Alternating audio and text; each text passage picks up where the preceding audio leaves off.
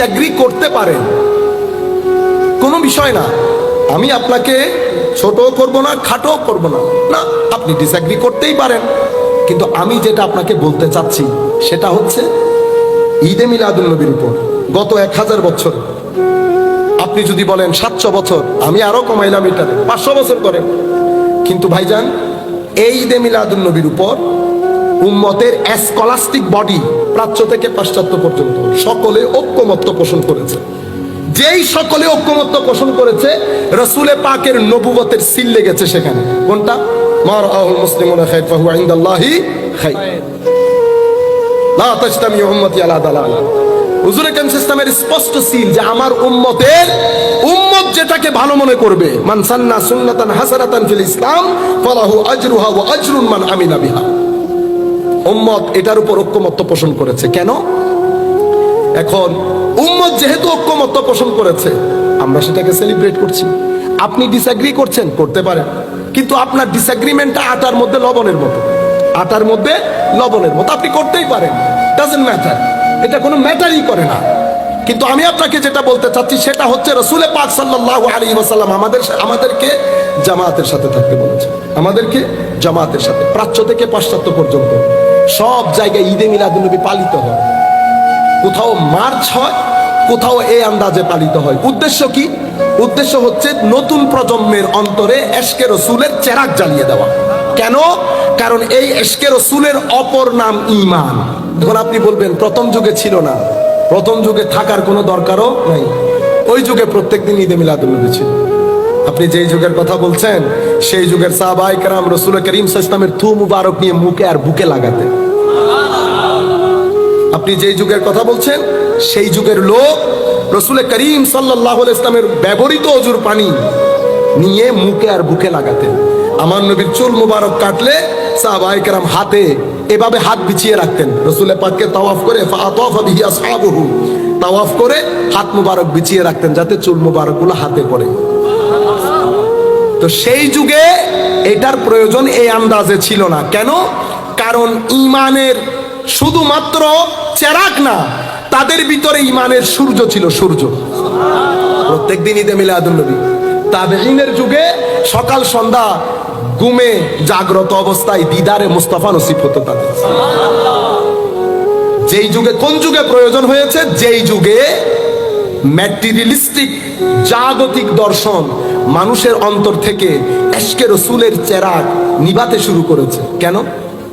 কারণ এই রসুলে পাকের আদব, আপনি যারা আমার ভাইরা এই ধরনের কথা বলেন, আপনি ওই মজলিসগুলোতে গিয়ে দেখেন, কখনো শুনেছেন হুজুর আকরাম ইসলামের মহব্বতের নাম ঈমান? শুনেছেন? শুনেন না। অথচ বুখারী শরীফের মধ্যে আপনি যদি চ্যাপ্টার পড়েন, চ্যাপ্টার হব্বুর রাসূল সাল্লাল্লাহু আলাইহি ওয়াসাল্লাম মিনাল ঈমান, ক্যান ইউ ইমাজিন? আচ্ছা, চ্যাপ্টারের নাম কত সুন্দর! এই চ্যাপ্টার নবী করিম সাল্লাল্লাহু আলাইহি ওয়াসাল্লামের ঘাম মুবারকের সুগন্ধির অধ্যায়। আপনি যেই যুগে ঈদে মিলাদুন নবী নাই বলছেন, সেই যুগের অবস্থা এটা ছিল, দরকার ছিল না। ঈদে মিলাদুন নবী আমার উদ্দেশ্য হচ্ছে, আমি কি করছি সেটা বিষয় না, এগুলো সব ওসিলা, এগুলো সব ওসিলা, মাকসাদ না। মাকসাদ হচ্ছে আপনার অন্তরে এশকে রাসূলের চেরাগ জ্বালিয়ে দেওয়া। আমরা চাই প্রত্যেকটা যুবকের অন্তরে যাতে একটা ঝাঁকুনি খায়, আদবে মুস্তাফা, এশকে মুস্তাফা, হুব্বে মুস্তাফা চেরাগ জ্বলে উঠে, জিন্দেগি নসিব হয়ে যায়। পরন্তির সময়, জাগতিক সময়, দুনিয়া, নফস, শয়তান, অশ্লীলতা সব কিছুর মাঝখানে পড়ে আমি মা বাবাকে পর্যন্ত সম্মান দিতে ভুলে গেছি। আমাদের জাগতিক সম্পর্কগুলো আস্তে আস্তে নষ্ট হয়ে যাচ্ছে। ভাইয়ে বোনে, চাচাতো ভাই, জ্যাঠতো ভাই, বাড়িতে, এলাকাতে জাগতিক সম্পর্কগুলো নষ্ট হয়ে যাচ্ছে। কিন্তু ওই সম্পর্ক নষ্ট হয়ে গেলে তো ঈমানও থাকে না। সেই কারণে ইকবাল বলছে যে ইয়ে ফাক আকাশ जो मौत से डरता नहीं जरा रूहे मोहम्मद उसकी बदन से निकाल। গরিব হতে পারে, অসহায় হতে পারে, কিন্তু এশকে রাসূল, আদবে রাসূল, হুব্বে রাসূল সাল্লাল্লাহু আলাইহি ওয়াসাল্লাম রাতে ঘুমাইতে দেয় না সবাই। পেটের খিদা লাগলো ইয়া রাসূলুল্লাহ, উঠে কাজ করে না ইয়া রাসূলুল্লাহ, ঘরের মধ্যে এটা নাই ইয়া রাসূলুল্লাহ। আচ্ছা, পেটের খিদা লাগলে তাও ইয়া রাসূলুল্লাহর ঘরে সাল্লাল্লাহু আলাইহি ওয়াসাল্লাম।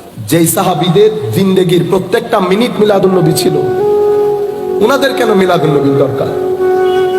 আপনার যদি দরকার না হয়, না হোক, উম্মতের দরকার। যে বুকে হাত দিয়ে বলেন দেখি, আপনারা এখানে যারা আছেন, অন্তত এই মুহূর্তে হলেও আপনাদের কলবে কি একটা হাল তারি হয় নাই? এশকে রসুলের হাল তারি হয় নাই?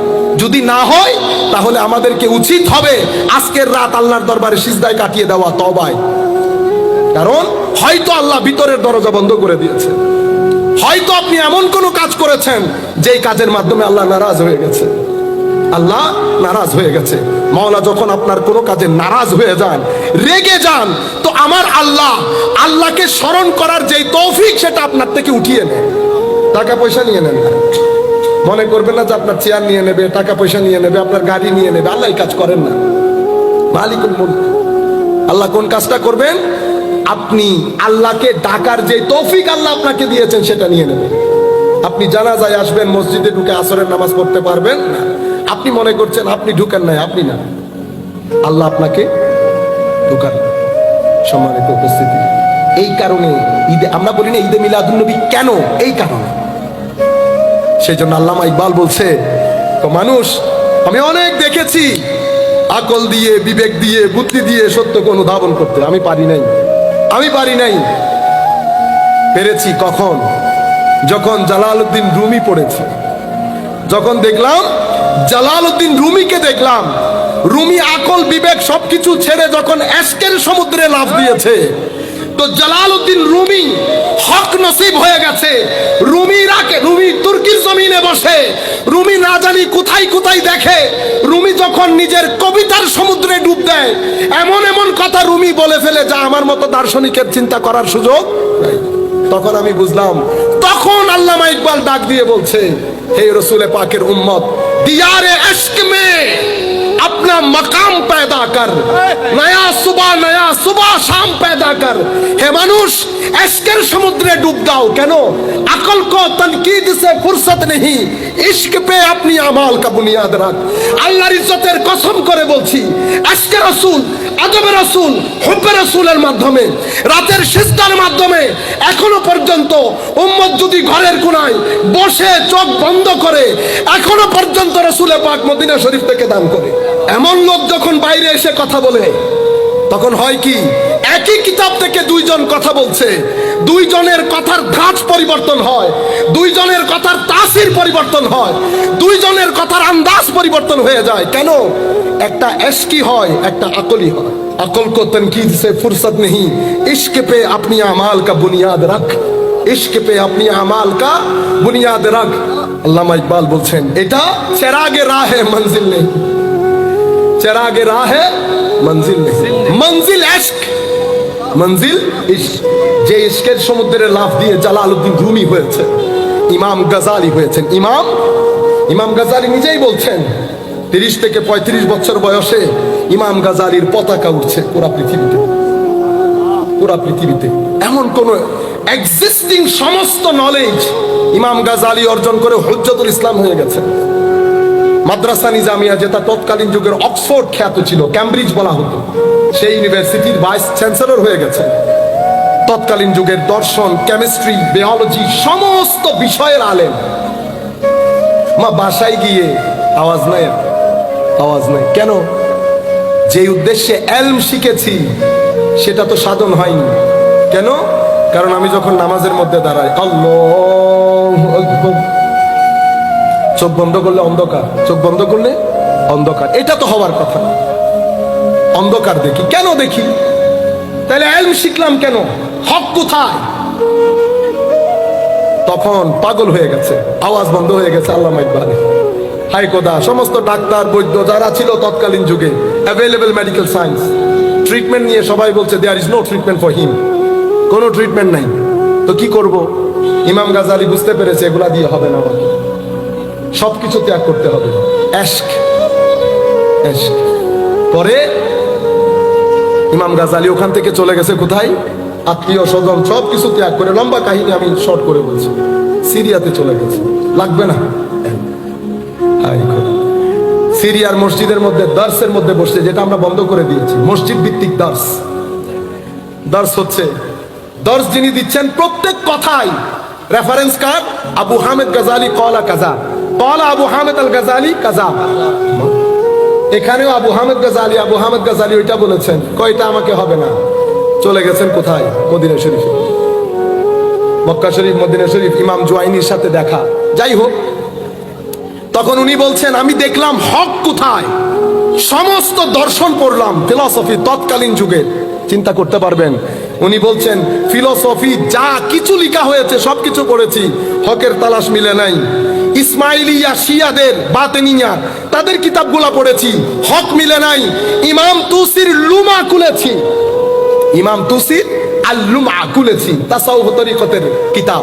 তো যেই কিতাব খুলেছি, হাই কথা আমি যেই হক তালাশ করছি সেটা তো তাসাউফ তরিকতের কিতাবের মধ্যে। বায়েজিদ বুস্তামি পড়লাম, বিশির আল হাফি পড়লাম, হারিস আল মুহাসিবি পড়লাম, ফুদাইল ইবনে ইয়াস পড়লাম, জুন্নুন আল মাসরি পড়লাম। আমি পাগল হয়ে গেলাম। ওই আল্লামা ইকবালের কথা, আকল নেহি ইশক পে আপনি আমাল কা বুনিয়াদ রাখ। যেই ইমাম গাজালির পাশ দিয়ে মানুষ যাইতে পারে নাই, সেই ইমাম গাজালি চুপ হয়ে গেছে। সম্মানিত উপস্থিতি, এলম যখন ঢুকে মানুষের শরীরে, এলম যখন মানুষের সিনার মধ্যে ঢুকে, এলম ঢুকার সময় জোয়ারের পানি, তো জোয়ারের পানি, হিংসা অহংকার নিয়ে এলম একজনের সিনার ভিতরে ঢুকে। মনে রাখবেন, কি নিয়ে ঢুকে? হিংসা এবং অহংকার। টাকা পয়সা যখন আপনার কাছে আসবে, শুধু টাকা পয়সা আসবে না, হিংসা আর অহংকার নিয়ে ঢুকবে। চেয়ার যখন পাবেন, চেয়ার ও হিংসা আর অহংকার, তবে সবচেয়ে বেশি হিংসা আর অহংকার থাকে কোথায়? এলমের মধ্যে। তো এলম যখন ঢুকে, বর্ষার পানির মধ্যে যখন হুরুস্তুল ভাবে পানি বয়ে যায়, আপনারা দেখেন না উপরে ফোম থাকে, ময়লা আবর্জনা, গাছের বিভিন্ন শাখা প্রশাখা সবকিছু ময়লা আবর্জনা, অবস্থা খারাপ। নিচের পানিগুলা স্থির থাকে। কোরআন শরীফের মধ্যে আল্লাহ রাব্বুল আলামিন এই एग्जांपल দেওয়ার সময় বলেছেন সুবহানাল্লাহ, জাবাদার রাবিয়া, জাবাদার রাবিয়া। উপর থেকে ময়লা আবর্জনা, নিচের পানি স্থির, নিচের পানি স্থির। তো এলম যখন সিনার ভিতরে ঢুকে, কারো চরিত্রকে শয়তানের মতো করে, আনা খায়রুম মিনহু খালাকতানি মিন নার ওয়া খালাকতাহু মিন তিন। আর যদি এই এলম উপর থেকে জাবাদার রাবিয়া, ফোম গুলো সরে গিয়ে, হিংসা হাসদ সবকিছু সরে গিয়ে যখন স্থির হয়ে যায়, টোন ফেরেশতীয় হয়ে যায়। সুবহানাকা লা ইলমা লানা ইল্লা মা আল্লামতানা ইন্নাকা আনতাল আলিমুল হাকিম। মওলা, আমি কোনো কিছুই জানি না, আমরা কোনো কিছু, যা আপনি দিয়েছেন তা ছাড়া কোনো কিছুই জানি না। টোন দুই ধরনের হয়। তো এলম যখন ঢুকে, এলম অহংকার নিয়ে, হিংসা বিদ্বেষ নিয়ে ঢুকে, তখন আমি সবকিছুতে কি, আমি বেশি পড়ি, আমি বেশি পড়াই, আমি বেশি জানি, আমি অমুক জায়গায় পড়ি। এলমের সাথে যখন আদব মিক্সড হয়, এলমের সাথে যখন তরিকত মিক্সড হয়, এলমের সাথে যখন ইশক মিক্সড হয়, তো এলম ওই ইশকের পানি, আদবের পানি, তরিকত তাসাউফের পানি, এলমের ওই জায়গার উপরে ওই জাবাদার রাবিয়া যেগুলা বসে, সেগুলা এটাই আহলে সুন্নাত ওয়াল জামাত।